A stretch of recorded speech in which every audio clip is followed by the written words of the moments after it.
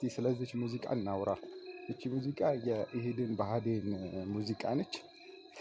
ህወሓቶችም ነበራቸው በደንጎላ ማረኪ የሚል ኦህዴዶችም ነበራቸው፣ ደኢህዴኖችም ነበራቸው፣ የደቡብ ድርጅቶች ማለት ነው። እና በቃ ይቺ ከየካቲት ጀምሮ የምታዝቅ ሙዚቃ እቺ በደንጎላ ማራኪ የመጨረሻዋ እንትን ማለት ማክተሚያ እንትን ነች። የካቲት ማዕበል የኢያሱ በርሀ ዘፈን ነች የመጨረሻው። እና መጀመሪያ ብአዴን ነው መሰለኝ ቀደም ብሎ የሚያከብረው፣ ከዛ ኦህዴድ ይከተላል፣ ከዛ ደኢህዴን ይከተላል። መጨረሻ ላይ የካቲት 11 ላይ ህወሓት ሁሉም ተሰብስበው ኦህዴዶችም ብአዴኖችም ምናምን ተሰብስበው ለህወሓት ያሽቃብጣል። እሱን የመሰረተን እንደዚህ አረ በቃ ተሰብስበው ትልልቅ ባለስልጣናቶች ጭምር ተሰብስበው ለህወሓት ያሽቃብጣሉ። በዛ ይዘካል። ግን በጣም ያንኛው ትውልድ የሚገርመኝና በጣም የሚያስቀኝ ነገር ምንድን ነው?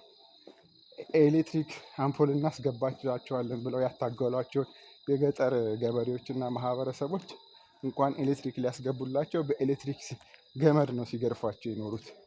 እኛ ከስልጣን መንግስት መስርተን ስልጣን ስንይዝ ሐኪም ቤት እንሰራላቸዋለን፣ በሐኪም እገዛ ነው የምትወልዱት ያሏቸውን እናቶች ጭራሽ አንድም ሐኪም ቤት እንኳን የወሊድ ጣቢያ ሊከፍቱላቸው ጤናቸውን የሚጠብቁበት እንኳን ሐኪም ቤት ሳይከፍቱላቸው ዘርፈው በመጨረሻም ጫካ ውስጥ የሞቱ ሰዎች ናቸው አብዛኞቹ። ግማሾቹም ደግሞ የተሰደዱ ሰዎች ናቸው። እና እቺ ዘፈን ስትመጣ በጣም ጆሮ ስልችት የሚላትና ኢቲቪን የምታስታውሱ ሰዎች እንደው እቺ ሙዚቃ ትጠሏታላችሁ ብዬ አስባለሁ። እና ለማንኛውም መነን ጀነራሉን እንዳታስበላቸው ብዬ ነው የማስበው።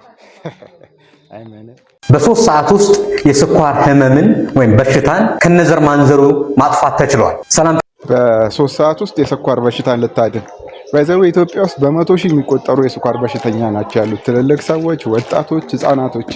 በእነዚህ ነፍስ ላይ ነው እየቀለድክ ያለው አንተ። ከነገ ዛሬ እድናለሁ የሚሉ ሰዎች አሁን ከበሽተኛ ላይ እንዴት ብለህ ነው ገንዘብ የሚበላል? አንተ የማይድን ነገር ይድናል ብለህ እንደው አከማችኋለሁ ሊሻሻል ይችላል ይባላል።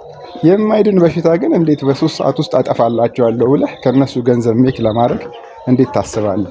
ጤና ጥበቃስ የሚባለው ሚኒስቴር መስሪያ ቤት ግን በህይወት አላችሁ? እንዴት ናችሁ? ደህና ናችሁ? ምን እየሰራችሁ ነው? እንደዚህ አይነት ሰዎችን የማታስሩና ጥጋቸውን የማታስይዙ ከሆነ ሚኒስቴር መስሪያ ቤቱ ምን ይሰራል? እስቲ ንገሩ።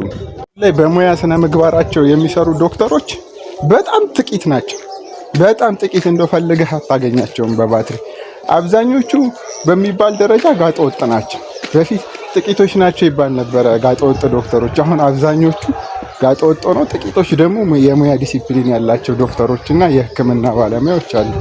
የጤና ጥበቃ ሚኒስቴር ይህንን ነገር ተከታትሎ ስርዓት የሚያዚዝ ከሆነ እንደዚህ አይነት በ3 ሰዓት ውስጥ የስኳር በሽታን አገኛለሁ ብሎ ሰው የሚያጭበረብር ዶክተርም እንግዲህ መጥቷል። እቺ አሁን ደሞዜ ትንሽ ነች ምን ልብላ ምን ልስራ ከሚለው አንጻር ነው እየታየ ያለ። ኧረ እባካችሁ አንድ ነገር አድርጉ፣ ስርዓት አስይዟቸው። ምርጫ ካሸነፍን መብራትና ውሃ በነፃ የምናቀርበው።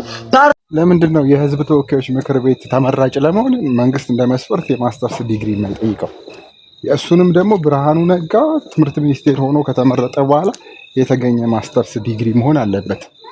ከዛ በፊት ያለው የግል ዩኒቨርሲቲ ምናምን የተማሩ ማስተርሳቸውን ያገኙ እንደውም በዚህ መሳተፍ የለባቸውም። እንደ መስፈርት አሟላለሁ ካለ መንግስት ማለት ነው። የማንም ማሰሮ ራስ እየተነሳ የምረጡኝ እንቅስቃሴ የሚያደርገው በምን አግባብ ነው? አሁን ይሄ ሰውዬ ፓርላማስ ቢገባ የህዝብ ጥያቄ ያነሳል ወይ? አሁንም ያሉት የፓርላማ ውስጥ ያሉ ሰዎች ምድረ መሀይም ተሰብስበው የህዝብ ጥያቄ ይዞ እንቅልፉን የሚተኛ ነው እንጂ ያለው የህዝብን ጥያቄ የሚጠይቅ የለም። አንድም የፓርላማ ውስጥ እንዳለ እንቅልፋቸውን ነው የሚተኙት። እና መንግስት ይህንን ማሰብ አለበት። ቢያንስ አንድ የህዝብ ተወካዮች ምክር ቤት አባል ለመሆን ቢያንስ የማስተርስ ዲግሪ ያለው በስነ ስርዓት፣ እሱንም ከግል ዩኒቨርሲቲዎች የተገኘ ሳይሆን ከመንግስት ዩኒቨርሲቲዎች የተገኘ። ብርሃኑ ነጋ የትምህርት ሚኒስቴር ከሆነ በኋላ የተገኘ ዲግሪ የማስተርስ ዲግሪ ቢሆን ይመረጣል። ቤተሰቡን ማስተዳደር የማይችሉ አሁን ተነስቶ የህዝብ ተወካዮች ምክር ቤት አባል ካሉ ይላል።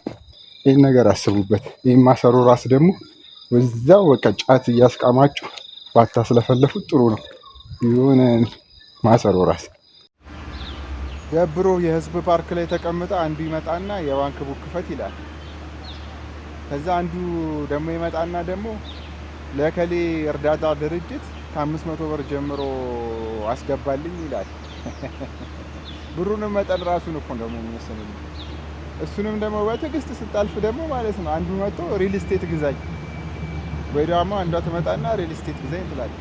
አረ ጎበዝ፣ ይህ ሁሉ ንብረት ካለን ሸራተን አንቀመጥም እንዴ? ምን የህዝብ ፓርክ ውስጥ አስቀመጠን? እባካችሁ አረ ተውን ተውን። የህዝብ ፓርክ ውስጥ ራሱ ሰላም አግኝተን እንቀመጥ። አረ ተፋቱን ተውን። አብሶ ደግሞ ሪል ስቴት ሻጭ ሰዎች አረረፉ። ፓርክ ውስጥ የሚቀመጥ ሰው ሲጀመረ ሪል ስቴት በቃ አይገዛም፣ አንገዛም። ተው። እሺ አመሰግናለሁ።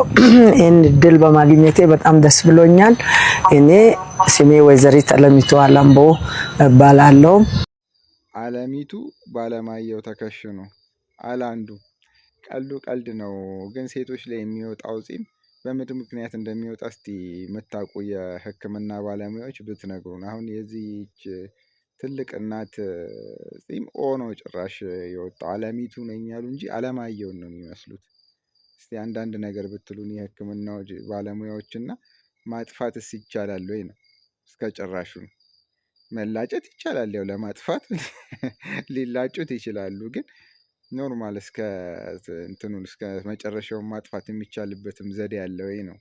አንዳንድ ሰዎች ላይ ሲበቅል አየዋለሁ። በተለይ ደግሞ እድሜያቸው ገፋ ያለ ሴቶች ላይ። እስቲ አንዳንድ ነገሮች አስረዱን።